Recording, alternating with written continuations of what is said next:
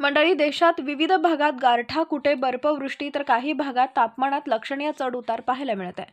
अरबी समुद्रात कमी दाबाचं क्षेत्र निर्माण झाल्यामुळे बंगालच्या उपसागरातून बाष्पयुक्त वारे राज्यात येण्याची शक्यता आहे. त्यामुळे आठवड्याच्या अखेरीस कोकण आणि मध्य महाराष्ट्रात हलक्या पावसाच्या सरी बरसण्याची शक्यता आहे. हवामान विभागाने दिलेल्या माहितीनुसार आग्नेय अरबी समुद्रावर कमी दाबाचं क्षेत्र आहे.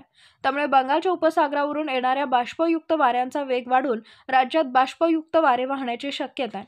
त्यामुळे शुक्रवारी 5 जानेवारी नंतर पुढील 2 ते 3 दिवस कोकण आणि मध्य महाराष्ट्रात तुरळक ठिकाणी हलक्या पावसाचा अंदाज हवामान विभागाने वर्तवला आहे. विदर्भ आणि मध्य महाराष्ट्रात पावसाचा अंदाज हवामान विभागाने वर्तवलाय. सध्या राज्यात थंडीचा जोर ओसरला आहे. अनेक ठिकाणी तापमानात वाढ झाली आहे. राज्यातील अनेक जिल्ह्यात तापमानाचा पारा 10 अंशाच्या वर गेलाय.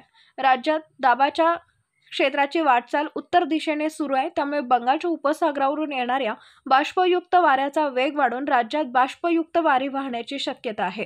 त्यामुळे शुक्रवारी 5 जानेवारी नंतर पुढील 2-3 दिवस